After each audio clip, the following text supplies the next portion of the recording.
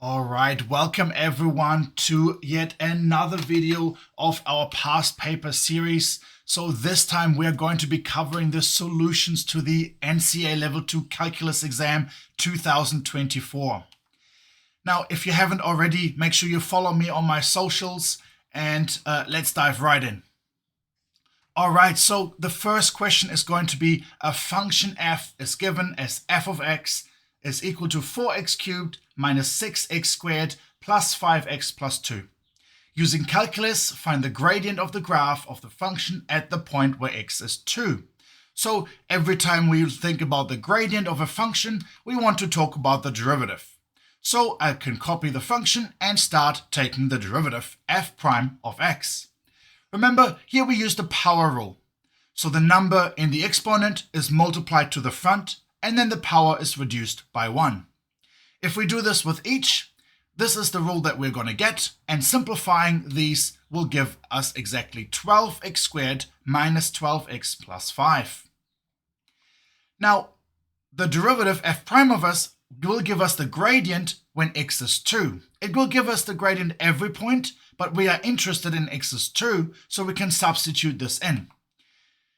So let's do that. F prime of 2 will give us 12 times 2 squared minus 12 times 2 plus 5. Just chuck that in the calculator, gives you 29, and you've answered your first achieved question of your paper. Well done. Now, next one. B, the function f is given, we're looking for function f. We have been given that f prime of x is 12 minus 4x plus 6x squared. And the graph of the original function f of x passes through a certain point, which is 236. Find the equation of our function. Now, if you remember, the derivative and the antiderivative, so the original function, always share the same relationship. We can differentiate to get to the gradient function and anti-differentiate to get back to our original. Now, let's start with our derivative f prime of x. I've just copied this. So now we use anti-differentiation, which we later call integration. So now here we're going to reverse the rule that we've used for differentiation, which means we increase the power of x by 1 and then divide by the new power. And now our first term is 12. It's a constant. So this term actually doesn't have an x at the moment. You can think of this as x to the 0. And we're going to increase the power to 1 and then divide by 1, which means we create a term with x. So we have 12x minus, and here you can see I increase the power by 1.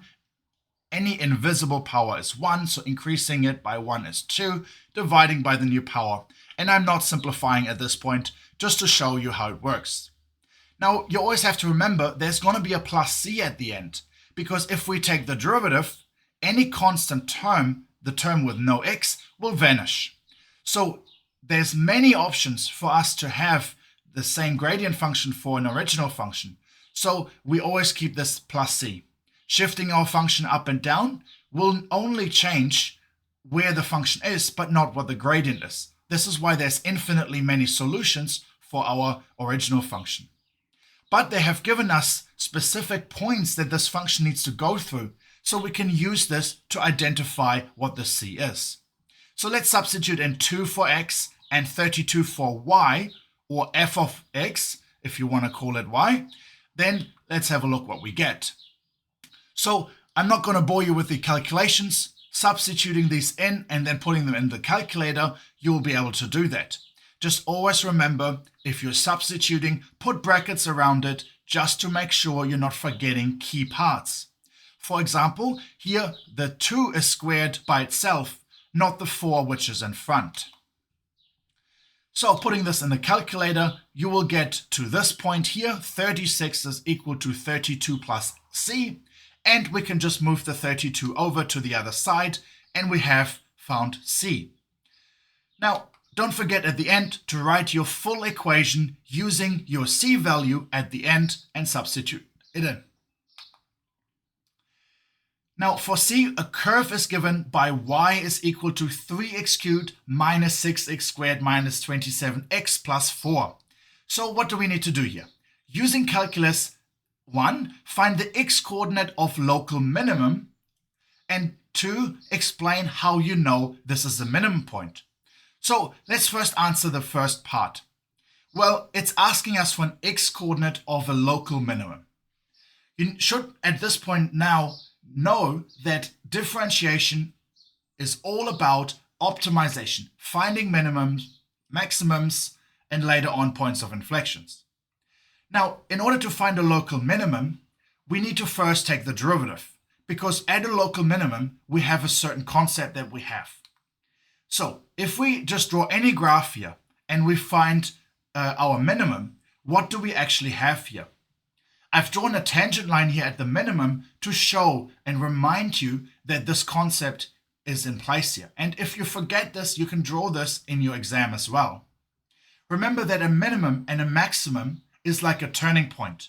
So at some point, we're going to have the gradient is 0. So we are not increasing and we're not decreasing strictly. So let's start with our first part. We need to find those points where the gradient is 0. This is the first step that you need to realize. So let's find the derivative. And here I'm going to use the Leibniz notation dy by dx because our question was telling us y is equal to.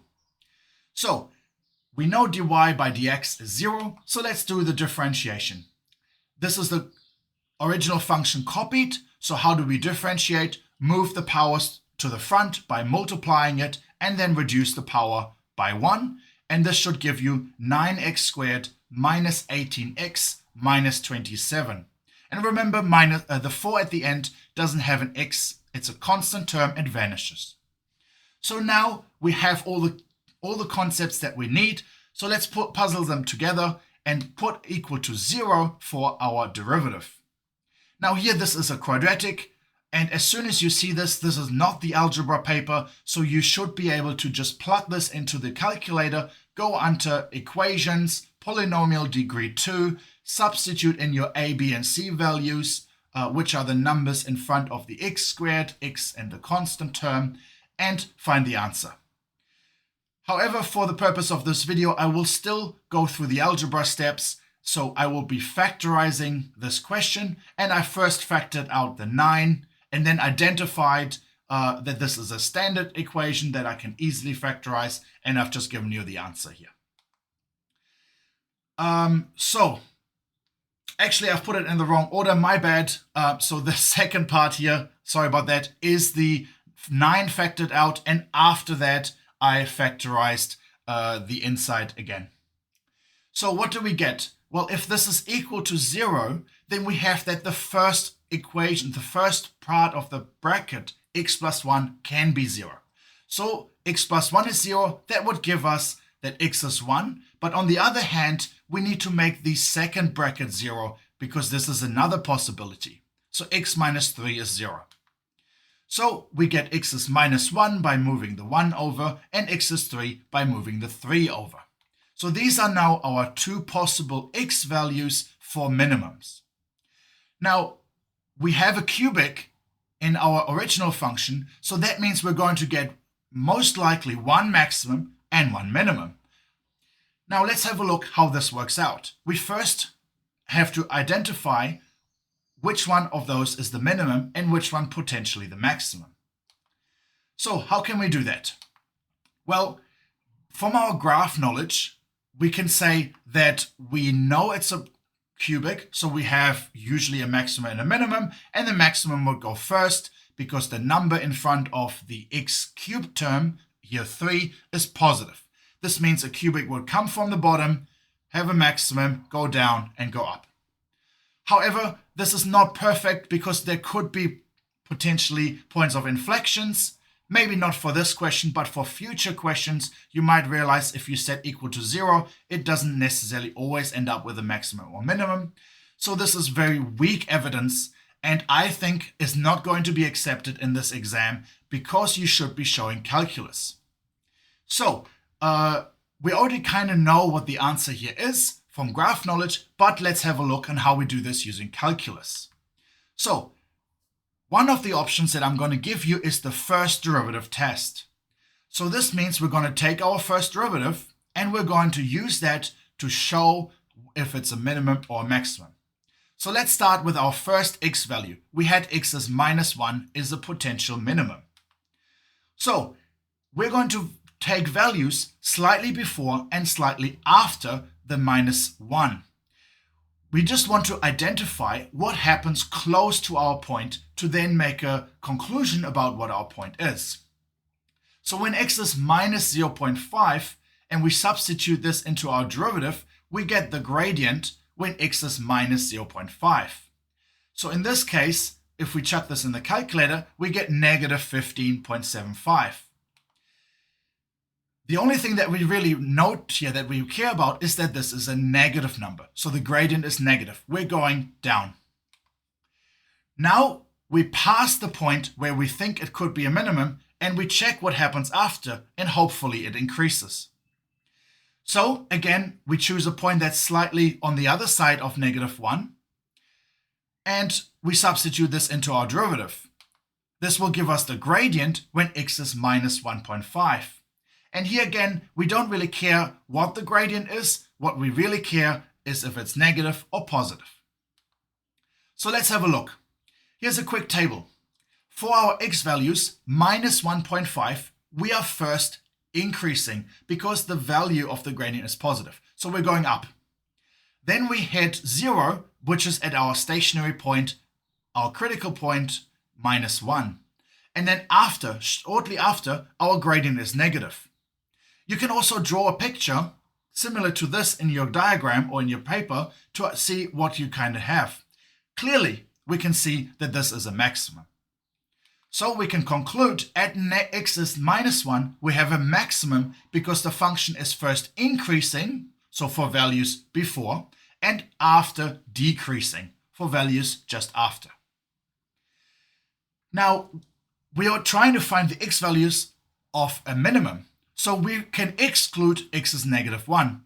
As predicted before, we're going to have a maximum first, then the minimum. But this is showing using calculus that the first x value is not a minimum. The second value that we had is x is 3, and we have to go through the same steps again. We pick a number that is slightly before, and here the only thing that really matters is that it's it's between the values of the critical points. So this just actually has to be greater than our -1 value before, and between 3. So I chose an easy one, which is 0. So let's see what happens. We substitute this into our derivative, and we get an answer in the calculator of -27. And again, we care that it's negative. Doing this with a value that's on the other side of our potential minimum is just 4. You could have taken 3.1, 4.5, 10. It doesn't really matter. So substituting these back into our derivative, because we want a gradient, and putting it in the calculator, we see that we get 45. And again, you have already guessed it. We care that it's positive. So the same table again. So we're seeing that values that are slightly before 3, we're going to have a negative gradient. Then we get to our critical point at 3, where we have 0 gradient, and then our gradient is positive, which means we're increasing. So now we can see this is actually our minimum. And you can conclude that at x is 3, we have a minimum because the function decreases before and increases after the point. Now, this is a lot of work, and I usually recommend to use the second derivative test. If you are comfortable with the first derivative test and you want to use that, that should give you full marks. However, the second derivative test is a little bit stronger and faster. So how do we use this one? Remember, I've got at the top our first derivative, y prime. Now, if we want the second derivative, we just take the derivative of the function above. Using the same power rule, moving the exponents to the front by multiplying, reducing the power by 1, we end up with our second derivative, y double prime, is 18x minus 18. So now we are going to substitute our 2 points in just like we did before. However, now we only need to do those 2 points because the second derivative test tells us immediately if it's a minimum or maximum. So if we're going to substitute in -1, which was our first option, into our second derivative and get the answer, and we get -36.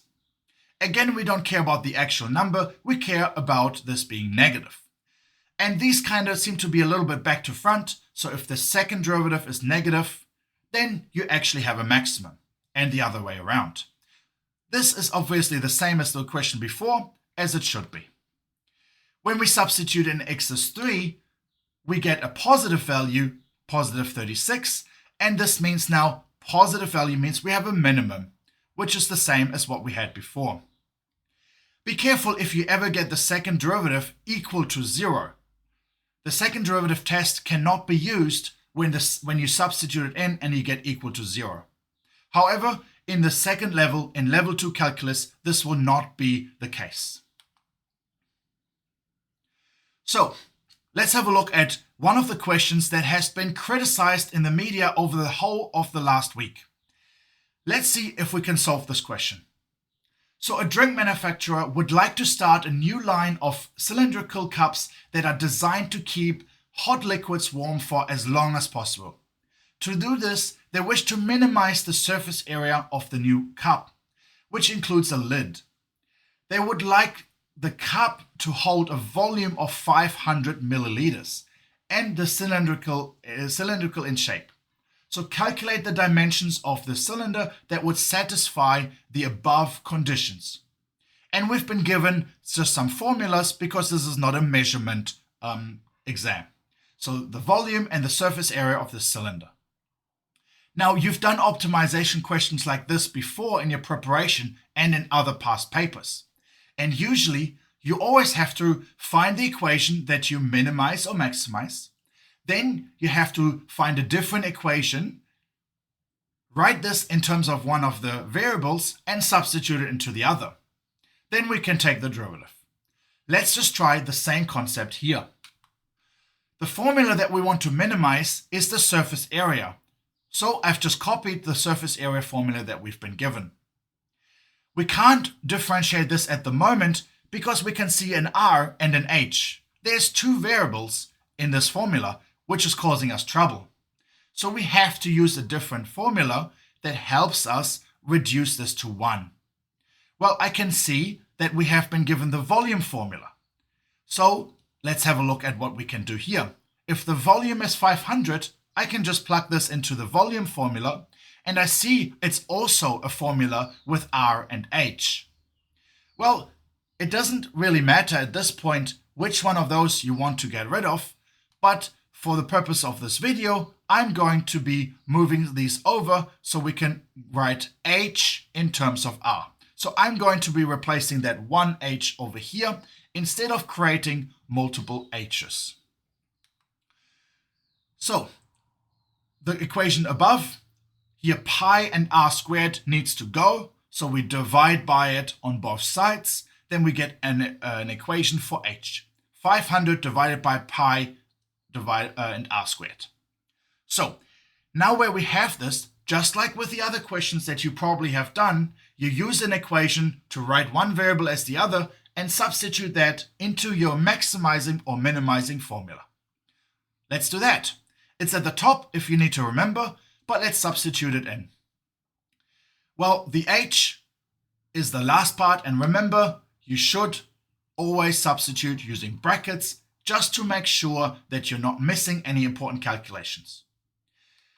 Now here we can see that the R's cancel, the pi's cancel, but be careful, there's only one R in front, but there's 2 in the denominator, so we are left with 1 R in the denominator. We can also simplify 2 times 500 is 1,000. If you wrote H and you use the calculator to evaluate 500 divided by pi, you will also get back to this equation over here, as long as you didn't round too badly. Any errors to rounding are not going to matter for the final answer, as long as you didn't round for anything like 1 decimal place. You should always round much, much higher if you're still working through. So now we have an equation for our surface area. And in your algebra paper this year, you would have remembered that dividing by r, we can undo this by moving r out of the denominator by giving it a negative exponent. So now we have our surface area. This part might have been very challenging.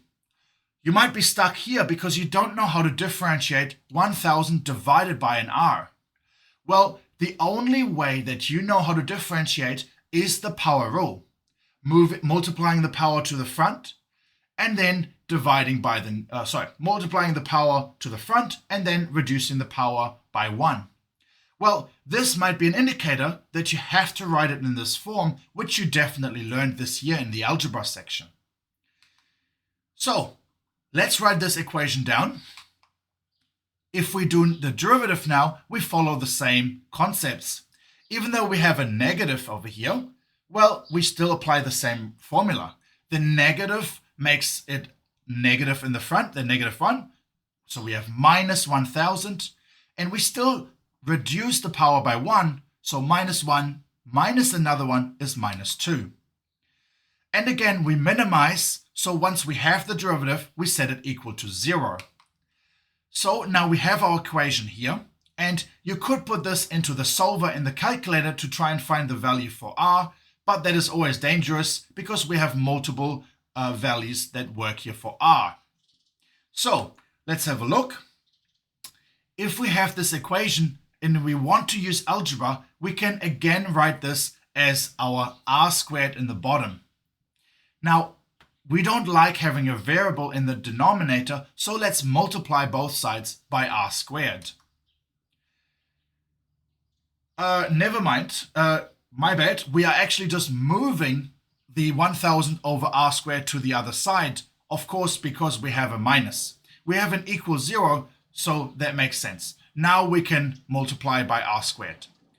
It would have still worked over here, but the computations might have been a little bit more difficult. So let's multiply by r squared on both sides. Then we get 4 pi r cubed is equal to 1000. Well, again, we want r, so we're going to divide by 4 pi, and you can put this in the calculator. The opposite of cubed will be the cube root, or you can write this as the power of 1/3 and chuck this in the calculator, and I've rounded this to 2 decimal places as our final answer for the radius. Now where we have the radius, we're almost done. It's asking us for the dimensions of the cylinder, so the only thing that's left is to find the height.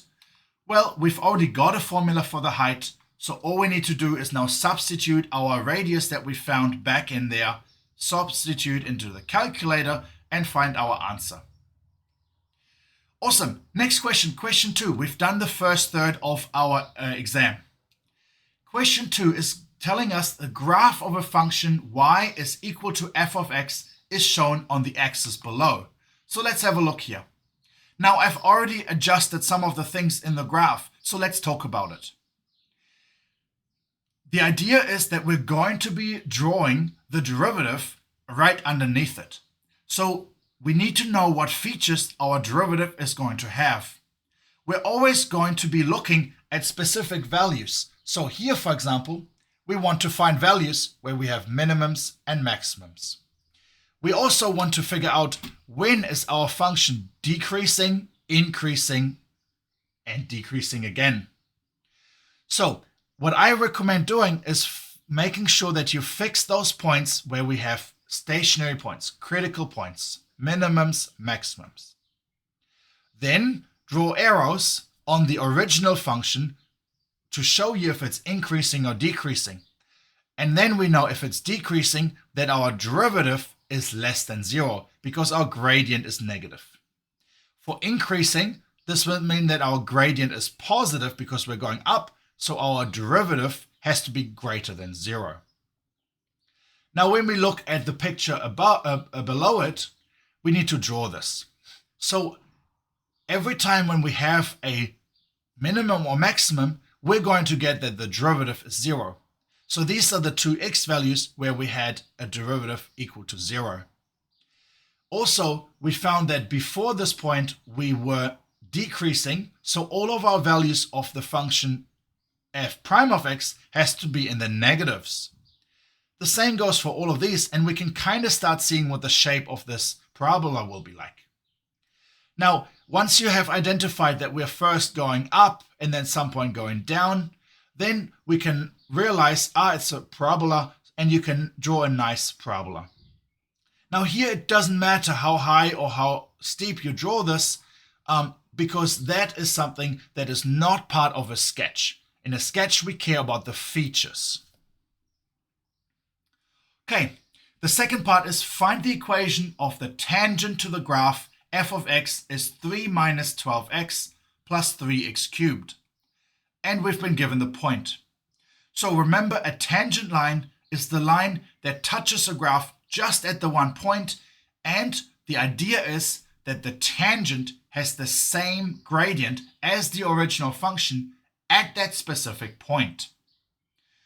If you keep zooming in and zooming in, our function will basically look like that straight line, but only in a very, very small area. That is exactly the area where our gradient of the original function is the same as the gradient of the tangent. So we're going to use this concept here. We're going to find the gradient, so we are going to use our derivative to find the gradient. We also need coordinates, because if we know the gradient, we can figure out the rest of our equation for the tangent line as long as we have one more point. Let's start with our gradient. Every time we talk about the gradient, we want to be taking the derivative. So f prime of x is equal to, well, negative 12 plus 9x squared. Now be careful here with the negative. Remember that minus 12x, the x cancels away if we do our power rule, leaving us with a constant. Don't forget the negative. And here, in order to find what the gradient is, well, we're going to substitute in the x value, which is negative 2, into our derivative, because the gradient of the function is the same as the gradient of our tangent line. Putting this in the calculator will give us 24 for the gradient. This question was very generous because it's already given us the point that we want, so there's no work needed. Now there's two ways that you can do this. I like to use the equation y minus y naught is m times x minus x naught to solve for the end equation. However, you can also write down y is equal to mx plus c, substitute in your values for m, x, and y, and solve for the y-intercept. Both are perfectly fine ways to finish the question. Let's continue with the equation that we've got here. We're going to substitute in our y value, which is 3, for y naught, our x value for x naught, which is minus 2, and the gradient we found in the previous question. So let's do that here. Now be careful, sometimes we have double negatives, and this is why it's important to remember when to substitute something in. Make sure that you get everything together. So here we have our equation. We just need to write it as y equals and expand the brackets, and we've got our finalized answer. So expanding the brackets, I'm pretty sure you can do this. Just remember there's a minus and a minus, making it a plus. So 24 times positive 2. Moving the 3 to the other side by doing plus 3, and we end up with the final answer, the equation of the tangent line. This was a very standard question for this paper, so hopefully you got that one right. Next question, we have a microbiologist who is growing bacteria in a petri dish in a lab and is monitoring the population of bacteria in a dish. After a certain number of days, the bacteria colony will have used up all the nutrients in the petri dish. So, well, at that point, the population is going to be at the maximum. They had all the food that they needed. After that, when there's no more food, it will then begin to decrease. When the microbiologist adds more nutrients at the end, the population will then again be increasing. So the population increase or decrease depends highly on food, which makes sense. The microbiologist thinks that the population could be modeled by an equation. Now we don't know how he got that. It's magic, but he's given this equation to us. Fantastic. So P is the population of the bacteria, and T stands for the number of days that the sample was prepared. So Now, our first question is going to be, what is the rate at which the population is decreasing on day 10? So, first of all, it's asking for a rate. So that means we're kind of thinking about gradient. So that's the derivative. Usually, a rate has respect to time because that is something changing over time. So here we have our population as a function of t. So p is a function of t. So we can find the derivative of p with respect to t. So dp dt. And this is exactly what we want for a rate. So using the equation that we've got and the power rule that you hopefully know how to use very well by now, you will get this as the derivative. But it's asking us, at which rate is the population decreasing on day 10? Well, if the question didn't tell us it was decreasing, we wouldn't have known. But what we can do is we can check what happens on day 10. So let's substitute in day 10, so t is 0. So if we get this in the calculator, find the answer, then we get the rate at which the population is changing after 10 days or on the 10th day. So now we have our rate is minus 132. What does this actually mean? Always think about these rate of change questions in context. So this means that's the change of our population. And because it's negative, that means we're decreasing. So that's the first part that we see here, confirming that the question is actually talking about decreasing on that day. And 132 is the rate at which we're decreasing. So here the question just wants you to make sure that you're writing that on day 10, the population is decreasing by 132 bacteria per day. So the unit is sometimes not required in the marking schedule, but remember what these stand for. And they give you in the question, what does T and P stand for? So you can write this in a proper answer sentence. Second, use calculus methods to determine the difference in bacteria population size from the time all the nutrients in the petri dish had been used up to the time the microbiologist added more nutrients. So let's have a look at what the question previously told us. And I've drawn a little diagram to help myself and you to understand what the question actually did. So first we have a certain amount of bacteria. Then we get food in the petri dish and we start our counter on day 0. Now our population keeps increasing and increasing until we reach a maximum. What happens here? Well, there's no more nutrients. All the food is used up and bacteria will start to die out. So there's no more food, so the longer we take without food, the more of our population is going to die out until a point where the microbiologist again added more food and our bacteria are happy, fasting away, let's go, and off they go, shoot up in population size. So, but what is this question actually asking us? It's asking us for the difference in the bacteria population size for 2 different times. So the first time is when we have all of our nutrients being used up. So that was our highest point. That was our maximum. So we want to find the population size when there is no more nutrients. And we also want to find the population size when we add more nutrients. And these two we want to compare by doing the difference, so minus. All right, let's do that. We need to find when the time is when our population P has a maximum or minimum. So we've already got our derivative from our previous question, so let's copy this in here. Well, now pause the video and try very hard to remember, what does maximum or minimum mean? Maximum and minimum means the derivative is equal to 0. So we set it equal to 0. Solving this, again, you can do this in the calculator.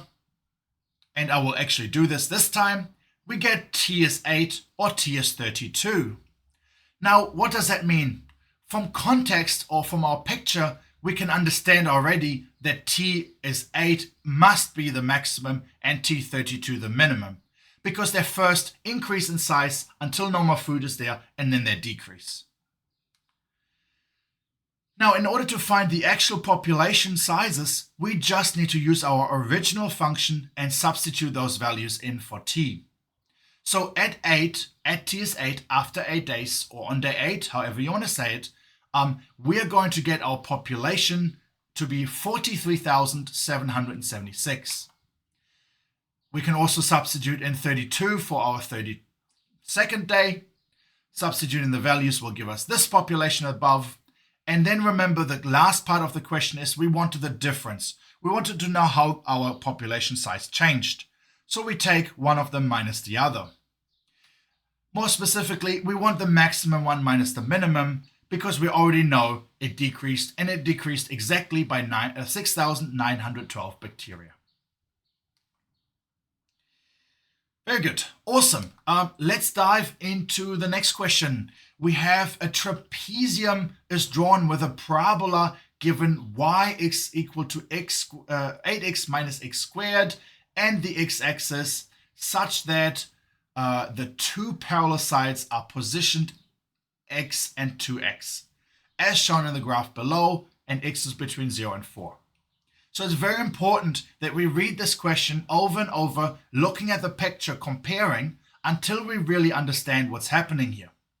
And I've drawn this picture for you so it makes a little bit more sense. First of all, we can see that this trapezium has a height of A and a height of B. These are the two parallel lines that are going up. Well, to find those, we just need to evaluate our function at the x value. Now, we don't actually know the x value. We just know that it's x and 2x. So that means we substitute x into our function, which becomes f of x, and substituting 2x into our function becomes f of 2x. Now, given that the area of the trapezium is given by this formula, where a and b are the length of the parallel sides and h is the perpendicular distance between them, calculate the maximum area of this trapezium. Okay, well, another question where we first need to figure out what is the formula we're maximizing or minimizing. Well, that one was pretty straightforward. Now we need to fill in all the information that we've got. So what's the other information here? First of all, the two parallel sides are the heights because of the way that the trapezium is flipped on the side in the picture. So we already talked about A having a height of f of x, and B is the height f of 2x.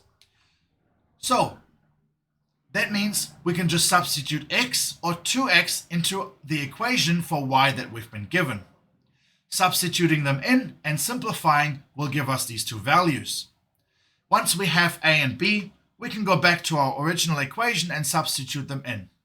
But we're noticing that h is still missing.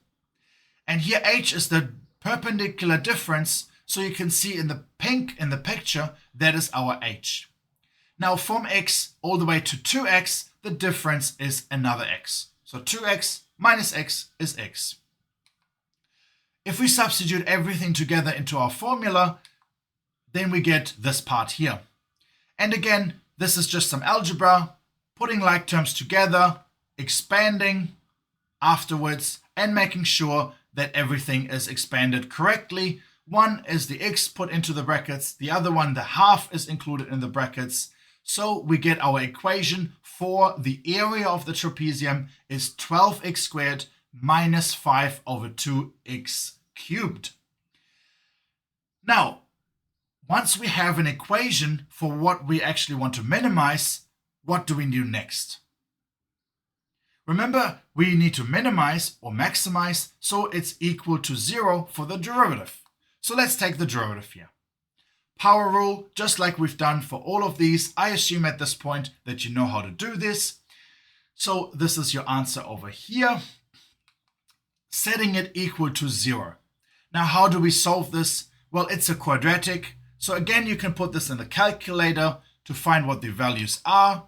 I will actually just multiply everything here by 2 because I don't like the fraction, because I would like to factorize this. And I'm going to factor out 3x, giving me this as the factorized form.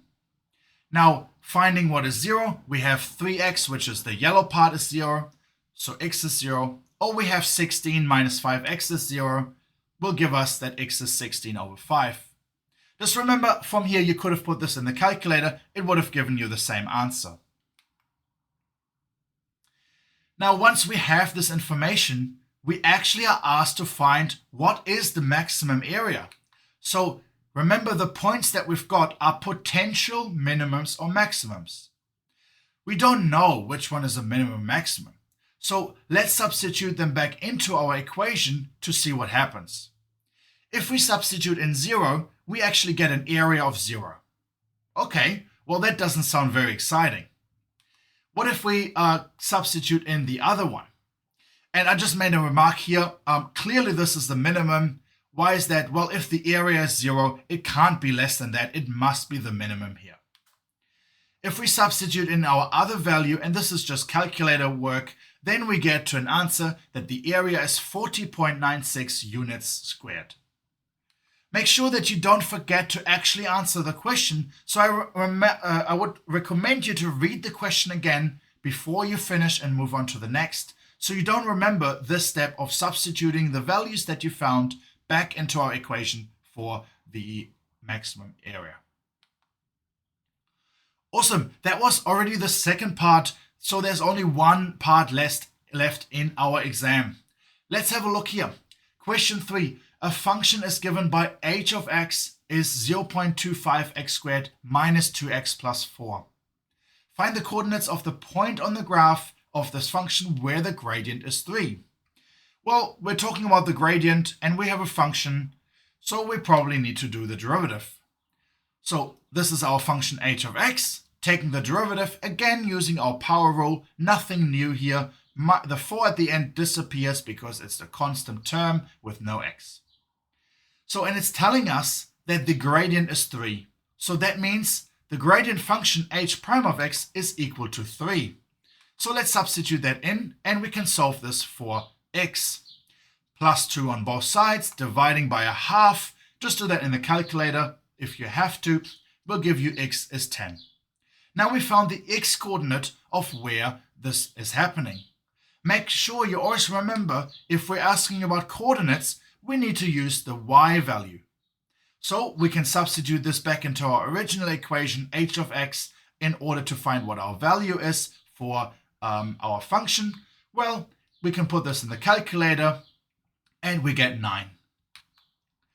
So the answer is that the point 10,9 is exactly this point that we're looking for.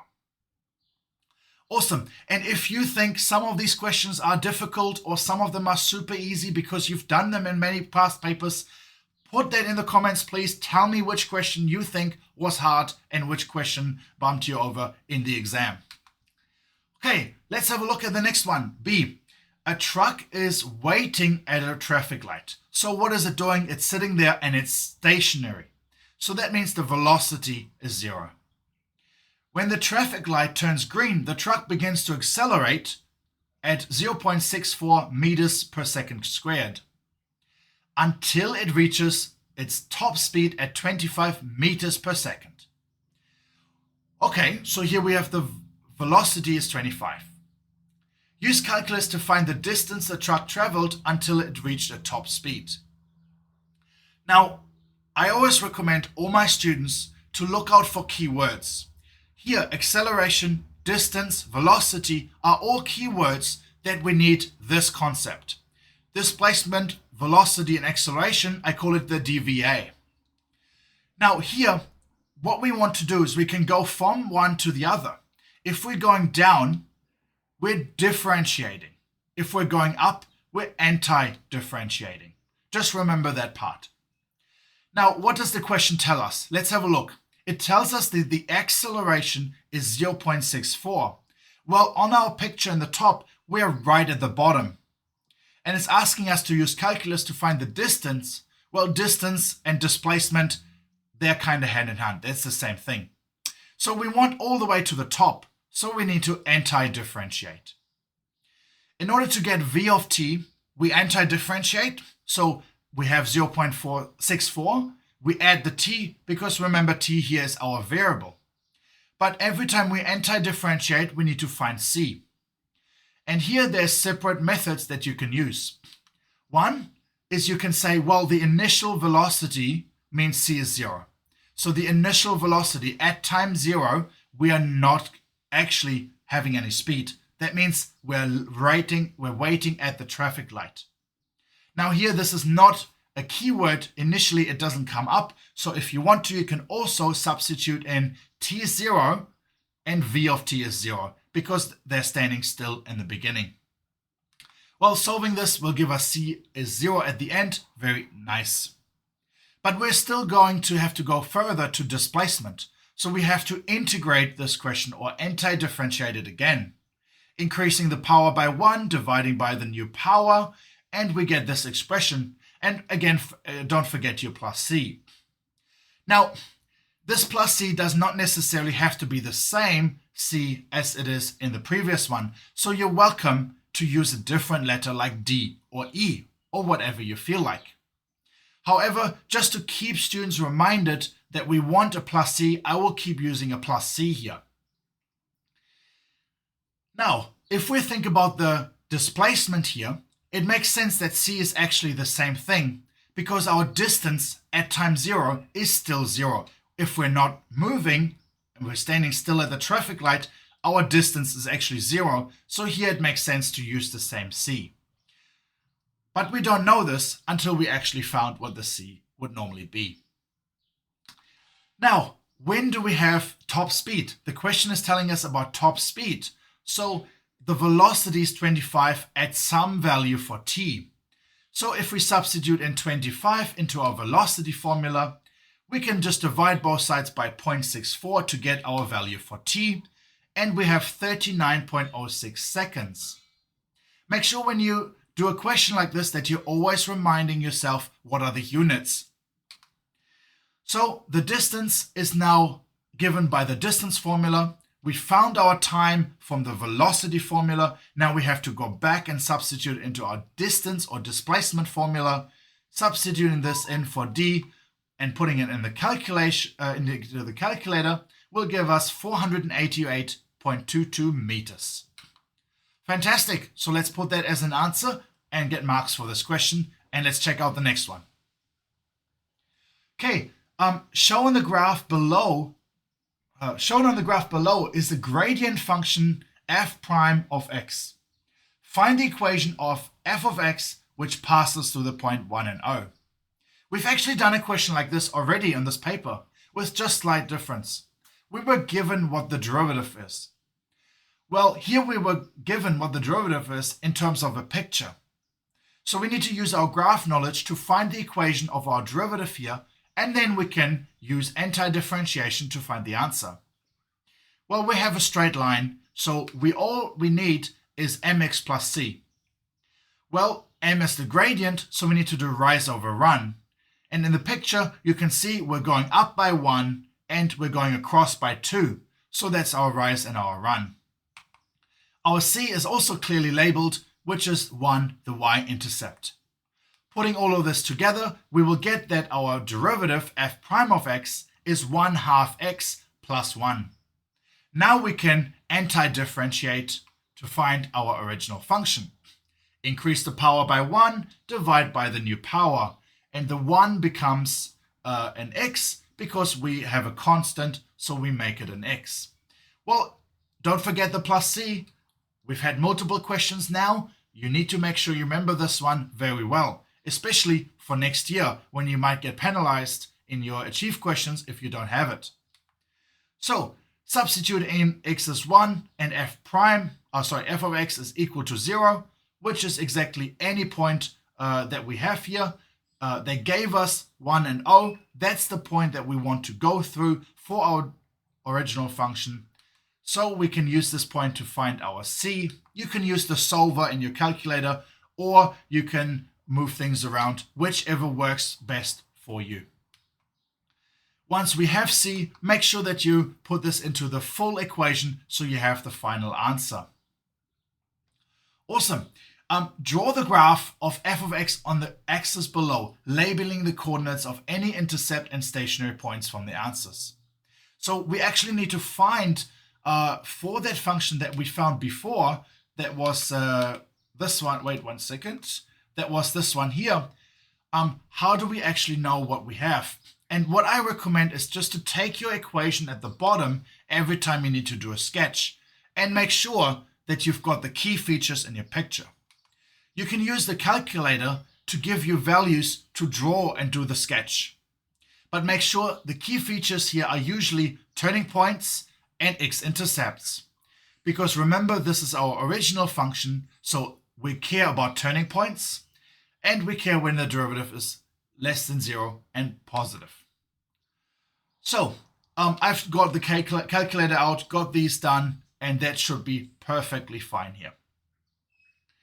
Now, if y is equal to k minus x, where k is a number, use calculus to show that the minimum value of x squared plus 2y squared is equal to 2k squared over 3. You might need to read this a couple of times. This is going to be the E question. But let's have a look what we actually need to do. It's talking about maximizing or minimizing. So we have to do the derivative. And it's telling us to minimize the value of x squared plus 2y squared. However, we can't minimize a function where we have an x and a y. Just like every other question, we're going to have to substitute our y into that equation. And we've been given what y is. So substituting in for y and taking the derivative, that's what you would get on the screen. The part in the brackets is where I substituted in our y. Y is k minus x. Expanded the brackets, this is what we get. Now, the derivative here is equal to 0 because we're minimizing. So if we're taking a minimum, derivative equal to 0. Solving this for x will give us a value for k. So we have 2 over 3 for k. Now we found where this equation actually has a potential minimum. Now what we actually need to do is we need to put in what that value is. So we have that y is k minus x. So let's see what we get. We're going to substitute in our x value, right? Because we need to know what y is. We want to find that expression when it's minimized. Excuse me. So if we now do this question, we found that y is equal to 1/3 k. Substituting this into the formula that we're minimizing to find out what we've got, using x value that we found before and the y value that we found at the end, will give us 6 over 9k squared, or simplified 2 over 3k squared. Well, this is exactly what we wanted to show. Now, there's a potential that this question will require you to actually show that this is a maximum. A minimum. So here again, we could do the second derivative test, but because we don't have any numbers or values, this might be difficult to evaluate. However, because we only have one value, this question might also assume that you can take the last value as a minimum already for granted. Awesome, wonderful. This is all of the questions of this paper. Every question, please put down in the comment below which questions were really difficult, which ones were expected. I think there's a lot of achieved questions that you should know because they are very similar to past paper questions. Also tell me about that one question with a cylinder, because that is one part that has been in the media for a whole week, and I would like to know your opinion if you thought that was hard, impossible, or straight up easy. All right, I'll see you around. Thank you very much. Bye-bye.